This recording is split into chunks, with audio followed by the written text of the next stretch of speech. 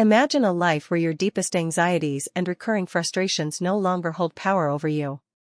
This book presents a profound yet simple process for achieving just that.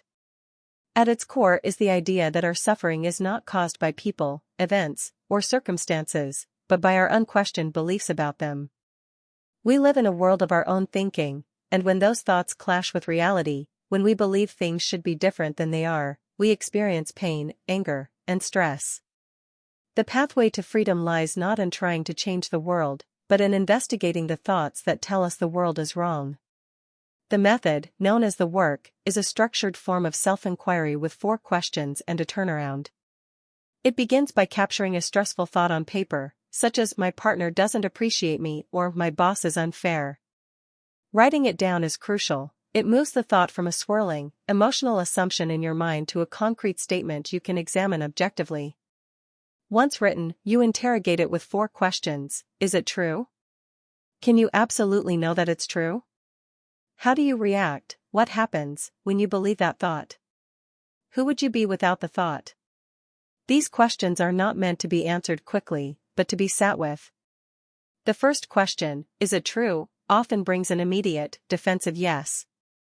The second, "Can you absolutely know it's true?" invites a deeper honesty. You might realize you cannot know another person's intentions or the ultimate outcome of an event. The third question explores the cost of holding the belief, the anxiety, the attempts to control, the mental movies it creates. The fourth is a creative exploration of possibility. Who are you when your mind is not gripped by this story? This inquiry alone can create a space of relief.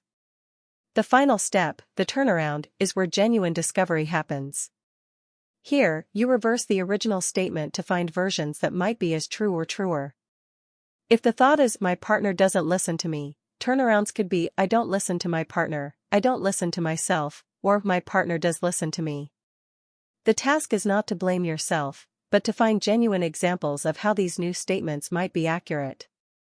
This process reveals your own projection and responsibility, not in a guilty sense, but in an empowering one. You see that you are the source of your own experience. When you believe "my boss is unfair," you live in tension. When you find where you are unfair to yourself or others, you gain a point of change that is within your control. This work applies universally. A conflict with a family member, a fear about finances, resentment over a political situation, or even frustration with the weather, all can be investigated. Arguing with reality, the book suggests, is like trying to teach a cat to bark.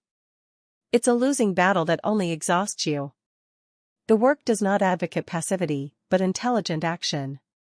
When you stop fighting the reality of a rainy day, you are free to creatively adapt your plans. When you stop blaming your colleague for being incompetent, you might see their strengths or find a clearer way to communicate. Action that comes from clarity, not from a reactive story, is more effective and peaceful. Ultimately, this is a guide to living with what is. It posits that our natural state is one of peace and clarity, which is clouded by a lifetime of unquestioned, stressful thinking. By diligently putting your thoughts on trial, you begin to distinguish between the stories your mind creates and the actual facts of your life. You learn to meet reality without the added layer of personal narrative. This is not a one-time fix but a practice, a way of relating to your own mind. As you continue, you may find that the thinker of those stressful thoughts is not who you truly are. You are the aware space in which thoughts come and go. And in that space, loving what is becomes not an effort, but a simple, obvious reality.